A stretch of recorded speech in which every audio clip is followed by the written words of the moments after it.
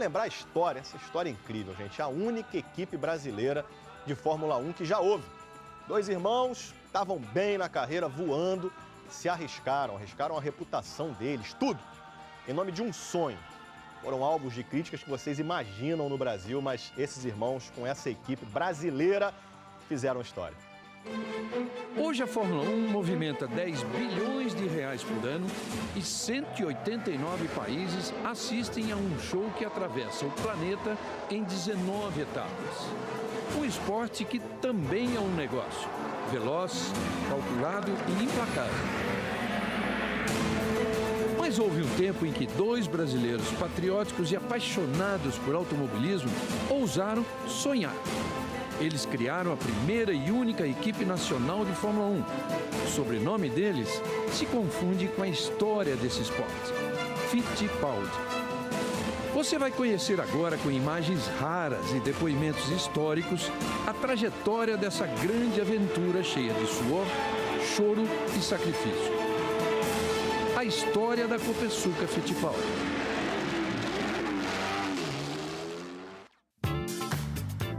Anos 1970, década em que muitos pensavam viver o milagre econômico brasileiro. Do tricampeonato mundial de futebol, do bicampeonato mundial de Emerson Fittipaldi. Tempos românticos na Fórmula 1. Foi neste cenário, com uma família apaixonada por velocidade, que nasceu a aventura da única equipe brasileira na maior categoria do automobilismo. Após uma temporada e meia como piloto na Fórmula 1 na Brabham, Wilsinho Fittipaldi iniciou a empreitada mais ousada da sua vida. Os planos começaram a sair do papel em 1973. 2 anos depois, com projeto, mecânicos e sede no Brasil, nascia a Copersucar Fittipaldi. Os irmãos Fittipaldi já tinham uma história rica no automobilismo nacional. Além do desempenho nas pistas, eles já se arriscavam como construtores.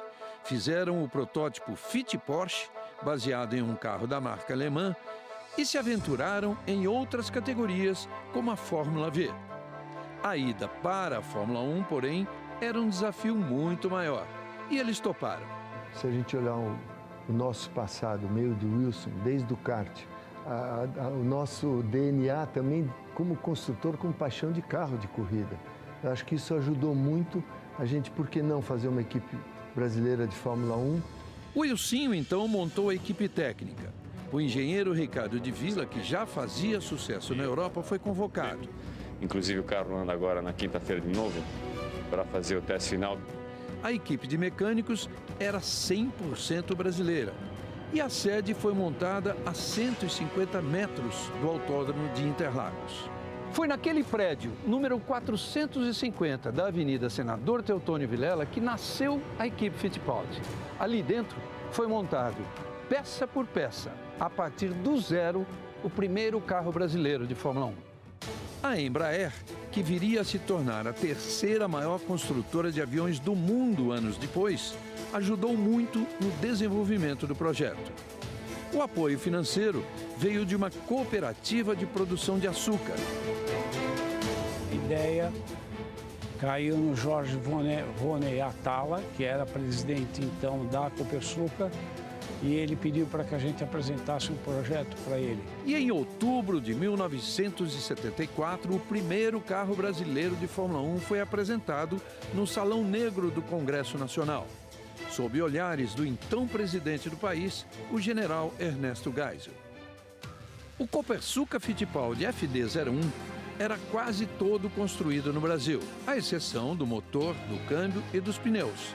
Para que você tenha uma ideia, o primeiro ano nós assinamos, naquela época, né, por $950 mil, a equipe inteira, praticamente o que tinham as boas equipes de Fórmula 1 na época.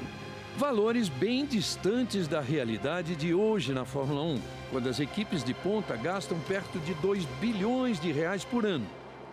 O FD-01 era um carro inovador. tinha conceitos que só seriam usados alguns anos depois por equipes grandes, como a tampa aerodinâmica do motor e a asa dianteira elevada que a Ferrari copiou. Joe Ramírez, um mexicano que faria história na McLaren de Ayrton Senna anos mais tarde, foi contratado como chefe de equipe. Os primeiros testes foram realizados no Autódromo de Interlagos.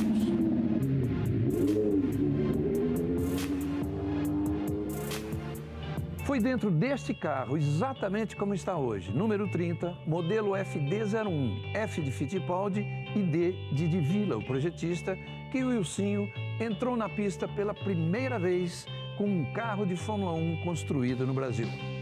Essas são imagens raras dos primeiros testes do Copersucar em Interlagos no dia 30 de novembro de 1974. Foi super entusiasmante para todos nós. Eu dei uma volta, parei no box para ver se não tinha vazamento de água ou óleo. Estava tudo em ordem, aí eu dei mais 3 voltas, parei novamente, checamos tudo e estava tudo bem. Eu tenho a impressão que agora é só acertar detalhes do carro para poder participar do Grande Prêmio da Argentina. Com isso, a equipe decidiu embarcar para a abertura da temporada em Buenos Aires. O dia 12 de janeiro de 1975 marcaria a primeira corrida do Copersucar Fittipaldi na Fórmula 1. Apesar do treino ruim, o início da corrida foi muito bom. O Wilsinho ganhou 4 posições nas 12 primeiras voltas. Mas na 13ª... Quebrou uma manga de eixo, aí começou a pegar fogo, mas logo veio o pessoal e apagou. O FD01 ficou bem afetado e começou a correria para ter o carro pronto na pista no Grande Prêmio do Brasil, que seria realizado 2 semanas após a corrida argentina. Nós tínhamos que fazer o cockpit em 1 semana. Praticamente um carro novo. Porque eu não fui para a Argentina, né? Eu fiquei na fábrica. Ficou eu e o Odilon, né? Aí nós construímos para poder levar até lá. Trabalhar dia e noite. Dia e noite, Não, virou. Foi uma semana virada, dia e noite. A correria rendeu resultados. O carro, agora chamado de FD02, entrou na pista em Interlagos com modificações. E a 13ª posição em casa foi um prêmio após o incidente de Buenos Aires. O resto da temporada não foi diferente. Nenhum ponto marcado e um 10º lugar como o melhor resultado nos Estados Unidos. O difícil primeiro ano chegava ao fim, mas não dá para dizer que a Fittipaldi não deixou sua marca. Em 14 de novembro de 1975, o mundo da Fórmula 1 era surpreendido por uma notícia bombástica. O bicampeão Emerson Fittipaldi trocava a gigante McLaren pela emergente equipe brasileira. Mas, na realidade, já era uma mudança planejada pelo bicampeão. Foi uma decisão difícil, mas ao mesmo tempo de muito idealismo, muito patriotismo, que foi muito mal entendida no Brasil. Então, eu já tinha 2 títulos mundiais. O que mais você quer na vida? Você não pode ter tanta ganância. Sair da McLaren, fui para um sonho diferente, foi um desafio. E nessa história toda, quem acabou se dando bem foi o inglês. James Hunt assumiu o cockpit de Emerson na McLaren e levou o título de 76. O ano inteiro ele brincava comigo.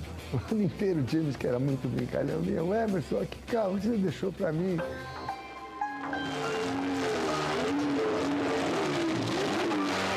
A equipe resolveu alinhar um segundo carro na temporada de 1976. Ao volante, um jovem promissor de sobrenome alemão, Ingo Hoffmann. Ele tentaria a classificação em 4 corridas naquele ano, mas só conseguiu largar mesmo no Grande Prêmio do Brasil. E eu sabia que eu estava correndo um risco muito grande de ou dar muito certo ou dar muito errado. Eu estava com uma proposta na mão para ser contratado, mas sabia que eu não tinha experiência. Mas eu acabei assumindo o risco de aceitar o contrato. Para o público, as expectativas criadas com a vinda de Emerson e com o FD04, um carro mais convencional que o da primeira temporada, foram muito altas. Em se tratando de uma equipe apenas em seu 2º ano, os resultados foram bons. 3 sextos lugares com o bicampeão em Long Beach, em Mônaco e na Inglaterra.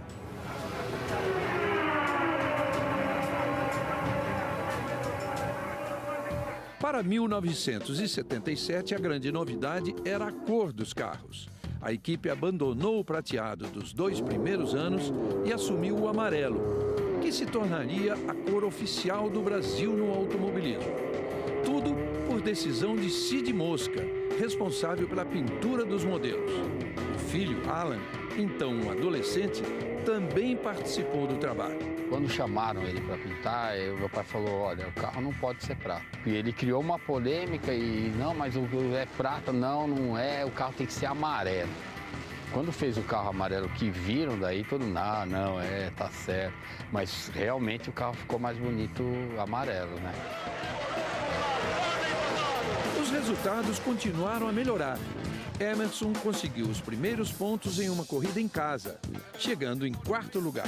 E terminou o ano com 11 pontos, 3 quartos lugares e um 5º. Aqui, a pista de Interlagos era praticamente o quintal da equipe, porque a sede ficava a 150 metros do autódromo. Cada vez que uma coisa nova tinha que ser testada, os mecânicos vinham empurrando o carro para cá. Mas a essa altura, boa parte da operação da equipe já havia saído da sede brasileira e mudado para a cidade de Reading, na Inglaterra.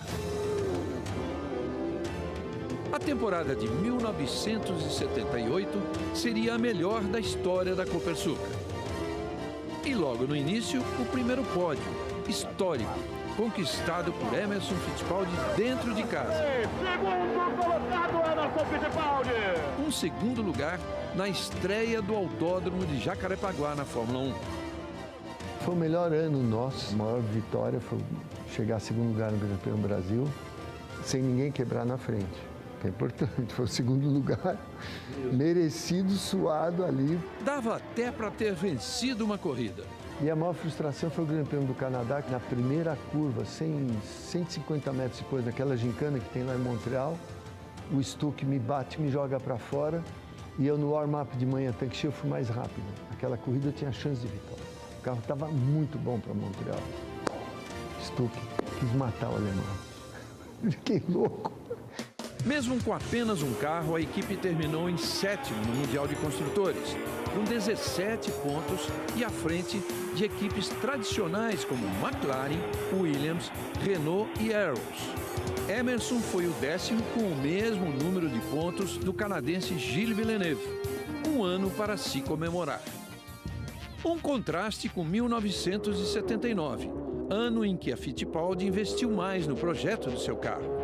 A equipe tirou o engenheiro Ralph Bellamy a peso de ouro da Lotus, campeã do ano anterior. O pedido dos irmãos Fittipaldi era simples: um carro tão bom quanto a Lotus, só que na cor amarela. O resultado foi o F6, um carro que parecia perfeito e custou 3 milhões de dólares. Mas a boa impressão acabou após a primeira volta em Interlagos. É um carro que nós vamos precisar de muitas horas e muita quilometragem de teste para poder participar no Grande Prêmio com ele. O carro torcia muito. A primeira volta que eu dei em Interlagos, parei no box e falei para o Ralph, Ralph, esse carro tem alguma coisa errada. O Ralph quis fazer um passo a mais do que o desenho da Lotus, com um chassi que ele achava mais leve para ganhar peso e que não funcionava, e que foi o grande problema desse carro nosso.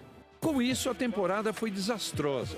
Apenas um ponto conquistado por Emerson na primeira corrida na Argentina. Os resultados ruins e as matérias negativas em jornais brasileiros atrapalharam muito os planos da equipe. A Copersucar resolveu, então, encerrar o patrocínio no fim de 79.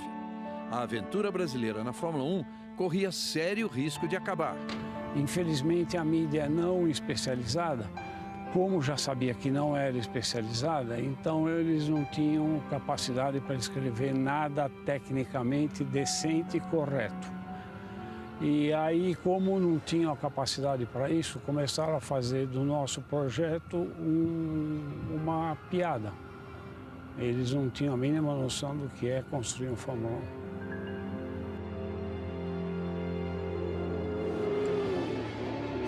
O Wilsinho conseguiu o patrocínio de uma cervejaria.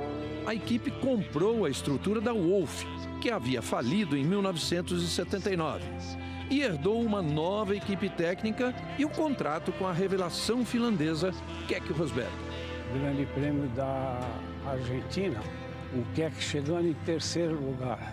Para a imprensa não especializada, não valia nada aqui no Brasil.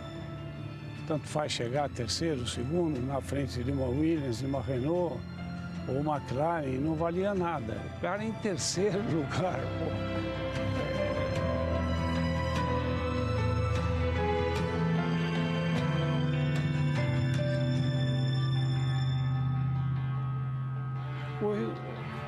Importa.